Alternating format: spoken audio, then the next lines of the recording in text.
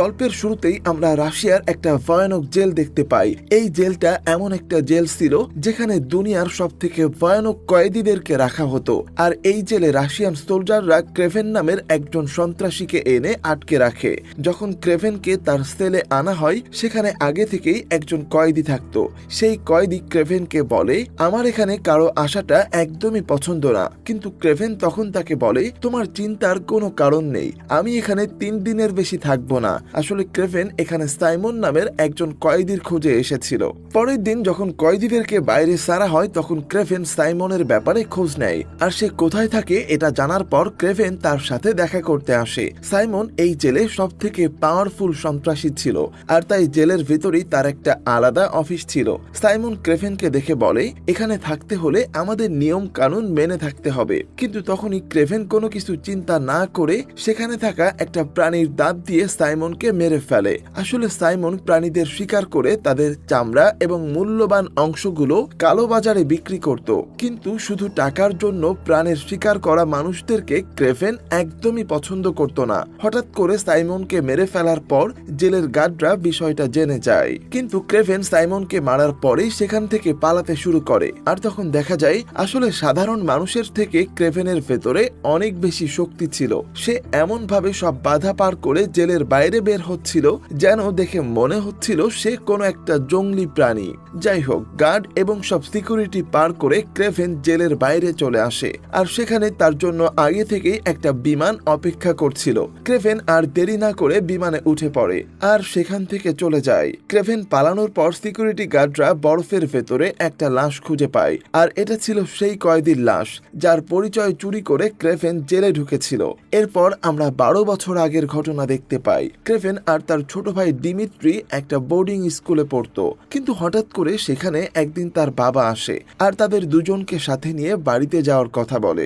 গাড়িতে ওঠার পর ক্রেভেন তার বাবাকে জিজ্ঞেস করে কি হয়েছে। তখন তার বাবা জানায় তাদের মা আর বেঁচে নেই। আর ক্রেভেনের বাবা নিকোল আসলে একজন মাফিয়া গডফাদার। ক্রেভেন আর তার বাবার কথার মধ্য দিয়ে বোঝা যায় নিকোল বিশ্বাস করত তার স্ত্রী একজন দুর্বল মানুষ, আর তাই সে বেশি দিন বাঁচতে পারেনি। কিন্তু ক্রেভেন বলে, মা বেশি দিন না বাঁচার কারণ তুমি তাকে মানসিকভাবে টর্চার করতে, আর সে মোটেও দুর্বল ছিল না। নিকোলের আসল ব্যবসা ছিল অস্ত্র সাপ্লাই এবং ড্রাগস ডিলিং, কিন্তু তার পাশাপাশি সে বন্যপ্রাণী শিকার করতে অনেক পছন্দ করত। নিকোল বিশ্বাস করত পৃথিবীতে বাঁচতে হলে অবশ্যই শিকারী হতে হবে। গাড়িতে বসে নিকোল তার ছেলেদেরকে বলে, দুঃখ মানুষকে দুর্বল করে দেয়, আর তাই তোমাদের মায়ের মৃত্যুর শোক ভুলানোর জন্যই আমি তোমাদেরকে শিকারে নিয়ে যাচ্ছি। আমি চাই না আমার ছেলেরা দুর্বল হয়ে বড় হোক। এরপরে আমরা দেখতে পাই নিকোল তার ছেলেদেরকে নিয়ে আফ্রিকায় চলে এসেছে। আর আফ্রিকায় তখন ক্যালিপসো নামের একটা মেয়ে তার বাবা মায়ের সাথে বেড়াতে এসেছে। সে তার নানি বাড়িতে ঘুরতে এসেছে। ক্যালিপসোর নানি আসলে একজন তান্ত্রিক। সে ট্যারো কার্ড রিডিং এর মাধ্যমে ভবিষ্যৎ বলতে পারত। নাতিকে সবকিছু ঘুরিয়ে দেখানোর সময় ক্যালিপসোর নানি তাকে একটা শিশি দেয়। তার নানি বলে, এই শিশিতে যে ঔষধ আছে সেটা কোনো সাধারণ ঔষধ না, এটা যে কোনো মানুষের ক্ষত ঠিক করে ফেলতে পারে। এমনকি কোনো মৃতপ্রায় মানুষকেও এই মেডিসিন আবার পুনরায় জীবিত করে তুলতে পারে। আসলে এটা কয়েকটা বিশেষ ঔষধের গাছের মিশ্রণে তৈরি করা। আর কয়েকশো বছর ধরে ক্যালিপসোর নানি এবং তার বংশের লোকেরা এটা সংরক্ষণ করে রেখেছে। অন্যদিকে তখন ক্রেভেনের বাবা তার 2 ছেলেকে নিয়ে একটা সিংহের শিকার করার জন্য বের হয়। নিকোল তার ছেলেদেরকে বলে, আজকে আমরা যে সিংহটা শিকার করব সেটা কোনো সাধারণ সিংহ না। এই সিংহটার নাম জার। আর আজ পর্যন্ত কোনো শিকারী তাকে ছুঁতেও পারেনি। জার তার জীবনে এই পর্যন্ত 2000-এরও বেশি মানুষকে মেরে ফেলেছে। নিকোল বলে, যে করেই হোক আমরা জারের শিকার না করে এখান থেকে যাব না। যখন নিকোল আর বাকিরা সিংহটাকে খোঁজার জন্য বের হয়, তখন সেখানে অ্যালেক্সি নামের একজন লোক আসে নিকোলের সাথে দেখা করতে। অ্যালেক্সি নিকোলকে বলে, আর আপনার মতো একজন সাহসী বিজনেস পার্টনার আমি অনেক দিন ধরেই খুঁজছিলাম। কিন্তু নিকোল অ্যালেক্সির কথাগুলো শোনার পর তাকে বলে, তোমাকে দেখে মনে হচ্ছে তুমি অনেক দুর্বল প্রকৃতির মানুষ, আর আমি কোনো দুর্বল মানুষের সাথে কোনো ডিল করি না, তাই তুমি এবার আসতে পারো। নিকোলের কথাগুলো শুনে অ্যালেক্সির অনেক খারাপ লাগে। এদিকে জারকে খুঁজতে খুঁজতে ক্রেভেন আর দিমিত্রি তাদের মূল দলের থেকে অনেকটাই দূরে চলে আসে। আর তখনই তাদের সামনে সেই হিংস্র সিংহ জার এসে দাঁড়ায়। ক্রেভেন সাথে সাথেই তার ছোট ভাইকে তার পেছনে থাকতে বলে, আর সেই বন্দুক তাক করে করে জারের চোখের দিকে তাকিয়েছিল, কিন্তু ক্রেভেন ছোটবেলা থেকেই বন্য প্রাণীদের প্রতি অনেক দুর্বল, আর তাই বিনা কারণে কোনো প্রাণীকে সে হত্যা করতে চায় না। জারের হিংস্র চোখের ভেতরেও সে এক ধরনের মায়া খুঁজে পায়, তাই বন্দুক নামিয়ে ধীরে ধীরে পেছাতে থাকে। কিন্তু তখনই নিকোল সেখানে চলে আসে আর চিৎকার করে সে জারের দিকে গুলি করে, কিন্তু এই গুলিতে জারের কিছুই হয় না, বরং সে আরো রেগে গিয়ে ক্রেভেনের উপর ঝাঁপিয়ে পড়ে, যার ক্রেভেনকে কামড়িয়ে খুব বাজেভাবে আহত করে ফেলে। নিকোল তখন জারের উপর আবারও গুলি চালায়, কিন্তু এই দানবের তাতেও কিছু যায় আসে না। ক্রেভেন যখন জারের মুখে ছিল তখন তার হালকা জ্ঞান ছিল, সে বুঝতে পারছিল তাকে ঘাসের মধ্য দিয়ে জার টেনে নিয়ে যাচ্ছে। ঠিক তখনই সেদিক থেকে ক্যালিপসো তার বাবা মায়ের সাথে গাড়িতে করে যাচ্ছিল, আর তার নানির দেওয়া টেরা কার্ডগুলো দেখে তার হঠাৎ মনে হয় তাদের আশেপাশে কিছু একটা ঘটে গেছে। তাই সে গাড়ি থেকে নেমে কিছু দূর আসতেই দেখতে পায় জার তখন ক্রেভেনকে মুখে নিয়ে দাঁড়িয়ে আছে। ক্যালিপসোকে দেখে জার ক্রেভেনকে নিচে রেখে সেখান থেকে চলে যায়, কিন্তু তখনই জারের মুখ থেকে এক ফোঁটা রক্ত ক্রেভেনের শরীরের ক্ষত স্থানে পড়ে। ক্যালিপসো দ্রুত ক্রেভেনের কাছে আসে, কিন্তু তার অবস্থা তখন খুবই খারাপ ছিল, আর তাই এটা দেখে ক্যালিপসো দ্রুত তার কাছে থাকা সেই বিশেষ ঔষধটা ক্রেভেনকে খাইয়ে দেয়। ঔষধটা খাওয়ানোর সাথে সাথেই জারের রক্ত আর ক্রেভেনের রক্তের মিশ্রণে ক্রেভেনের শরীরে এক অতি প্রাকৃতিক শক্তি চলে আসে, আর তখনই নিকোল আর তার দল ক্রেভেনকে পেয়ে যায়। দ্রুত সেখানে একটা হেলিকপ্টার আসে আর ক্রেভেনকে হাসপাতালে নিয়ে যাওয়া হয়, কিন্তু অপারেশন থিয়েটারে ডাক্তাররা দেখে ক্রেভেন চিকিৎসা করার আগেই মারা যায়। ডাক্তাররা যখন হাল ছেড়ে দেয় ঠিক তখনই ক্রেভেন আবারও বেঁচে ওঠে, আর তার শরীরের সব ক্ষত একা একাই ঠিক হয়ে যায়। সে সুস্থ হয়ে যাওয়ায় নিকোল তাকে বাড়িতে নিয়ে আসে। বাড়িতে এসে ক্রেভেন দেখে তার বাবা সেই সিংহ অর্থাৎ জারকে শিকার করে তার মাথা কেটে এনে দেয়ালে টানিয়ে রেখেছে। একই সাথে নিকোল তার ছেলেকে বলে, আমি চাই তুমি তোমার পড়াশোনা এখানেই থামিয়ে দাও আর আমার সাথে থেকে আমার ব্যবসাগুলো বুঝে নাও, কারণ ভবিষ্যতে তোমাকেই সবকিছু সামলাতে হবে। কিন্তু ক্রেভেন তাতে রাজি হয় না, কারণ সে তার বাবার ব্যবসা পছন্দ করত না, আর সেই সাথে কোনো নিরীহ প্রাণীকে হত্যা করাও তার পছন্দ না। তাই সে ঠিক করে বাড়ি থেকে পালিয়ে যাবে। সেদিন রাতেই ক্রেভেন তার ব্যাগ নিয়ে বাড়ি থেকে বের হয়ে আসে, কিন্তু সে বের হওয়ার আগে তো ছোট ভাই দিমিত্রি তার কাছে এসে বলে, আমাকে এভাবে একা রেখে যেও না। কিন্তু ক্রেভেন তখন বলে, আমি শুধু এই জায়গা থেকে দূরে থাকতে চাই, কিন্তু তোমার সাথে আমার সম্পর্ক সব সময় থাকবে। এটা বলে সে বেরিয়ে পড়ে। ক্রেভেন তখন অনেক লম্বা একটা পথ পাড়ি দিয়ে জঙ্গলে ঘেরা একটা এলাকায় চলে আসে। আসলে এই অঞ্চলে তার মায়ের কিছু জমি ছিল, আর আপাতত সেখানেই থাকার প্ল্যান করে। কিন্তু রাস্তায় আসার সময় সে হঠাৎ করে দেখতে পায় কিছু লোক সেখানে বন্য মহিষদেরকে মেরে তাদের শিং কেটে নিয়ে যাচ্ছে। এটা দেখে এবার সে আর নিজেকে কন্ট্রোল করতে পারে না। হঠাৎ করে সে ভেতর থেকে প্রচন্ড রেগে যায় আর ওই দুজন লোককে মেরে ফেলে। এটাই ছিল তার জীবনের প্রথম মানুষ হত্যা। এরপর সে পাহাড়ের উপর একটা পুরাতন গ্লাস হাউসে আসে। এই জায়গাটায় ছোটবেলায় ক্রেভেন আর তার ভাই তাদের মায়ের সাথে আসতো। ক্রেভেন এই জঙ্গলে থাকতে শুরু করে, আর সেখানেই সে তার শক্তিগুলোকে নতুনভাবে উপলব্ধি করতে থাকে। ক্রেভেন অনেক দ্রুত দৌড়াতে পারত, সে অনেক দূরের শব্দ শুনতে পেত, এমনকি অনেক দূরের জিনিসগুলোকে সে স্পষ্ট দেখতে পেত। আর এভাবেই সময়ের সাথে সাথে সে তার সব ক্ষমতাগুলোকে আয়ত্ত করার চেষ্টা করে। দেখতে দেখতে ক্রেভেন আরো বড় হয়ে যায়। সে এখানে নিজের মতো থাকতেই বেশি পছন্দ করত, কিন্তু হঠাৎ করে একদিন সে দেখে জঙ্গলে কিছু শিকারী এসেছে, আর তারাও সেখানে বন্য প্রাণীদের শিকার করে ব্ল্যাক মার্কেটে বিক্রি করতে এসেছে। তাই ক্রেভেন সেখানে গিয়ে এক এক করে তাদের সবাইকে মেরে ফেলে। ক্রেভেন সবসময় এই জঙ্গলেই থাকতো, কিন্তু একই সাথে তার কাছে একটা লিস্ট ছিল যেখানে সে সব শিকারীদের নাম লিখে রেখেছিল যারা প্রাণীদের মেরে বিক্রি করার ব্যবসার সাথে জড়িত ছিল। আর মাঝে মাঝেই সে জঙ্গল থেকে বের হয়ে লিস্টের সেই মানুষগুলোকে মারত, আর এভাবেই তার নাম পুরো আন্ডারওয়ার্ল্ডে ছড়িয়ে পড়ে। সবাই জানতে পারে বন্য প্রাণীদের শিকার করলে কেউ একজন তাদেরকেও শিকার করতে আসবে। এরপর আমরা ক্যালিপসোকে দেখতে পাই। সে এখন অনেক বড় হয়ে গেছে। ক্যালিপসোর একটা বান্ধবীকে শিকারীরা মেরে ফেলেছিল, কারণ সে তাদের চোরাচালানের ব্যাপারে মুখ খুলতে শুরু করেছিল। তাই ক্যালিপসো সেদিন তার বান্ধবীর ডেথ সেরিমনিতে এসেছিল, আর সেখানেই তার জন্য আগে থেকে ক্রেভেন অপেক্ষা করছিল। আসলে সে বহু বছর পর ক্যালিপসোকে খুঁজে পেয়েছে। সে জানতো ওই দিন আফ্রিকার জঙ্গলে একটা মেয়ে তাকে বাঁচিয়েছিল, কিন্তু এরপর ক্রেভেনের সাথে তার আর কখনো ক্যালিপসোর দেখা হয়নি। তাই এত বছর পর আজকে ক্রেভেনকে তার সামনে দেখে দেখে ক্যালিপসো অনেক অবাক হয়ে যায়। তারা দুইজন যখন আলাদা কথা বলছিল তখন ক্রেভেন ক্যালিপসোকে বলে, আমি জানি তুমি এই শহরের সব থেকে বড় ল ফার্মে কাজ করছো, আর তাই শহরের সব ক্রিমিনাল লিস্টও তোমার কাছে আছে, আর আমি তাদের মধ্যে সেই সব ক্রিমিনালদের নাম আর অ্যাড্রেস জানতে চাই যারা প্রাণীদেরকে মেরে তাদের বডি পার্টস নিয়ে ব্যবসা করে। ক্যালিপসো তখন জিজ্ঞেস করে, কিন্তু আমি তোমাকে কেন সাহায্য করব? ক্রেভেন বলে, কারণ এভাবে তুমি তোমার বান্ধবীর হত্যার প্রতিশোধ নিতে পারবে। আসলে ক্যালিপসো নিজেও ক্রেভেনের নাম আগে শুনেছিল যে একজন আছে যে কিনা শিকারীদের শিকার করে, তাই ক্যালিপসো ক্রেভেনকে সাহায্য করতে রাজি হয়ে যায়। তখন আমরা অ্যালেক্সিকে দেখতে পাই। আপনাদের মনে আছে অ্যালেক্সির কথা? আফ্রিকার জঙ্গলে শিকার করার সময় এই লোকটা এসেছিল নিকোলের সাথে বিজনেস করার অফার নিয়ে। হ্যাঁ, সেই লোকটাই। কিন্তু অ্যালেক্সি এখন আর আগের মতো দুর্বল নেই। একজন সায়েন্টিস্টের সাথে হাত মিলিয়ে সে নিজেকে অনেক শক্তিশালী করে ফেলেছে। আসলে অ্যালেক্সির সাথে সবসময় একটা ব্যাগ থাকতো, আর সেখানে একটা বিশেষ ধরনের মেডিসিন সবসময় তার শরীরে লাগানো ছিল।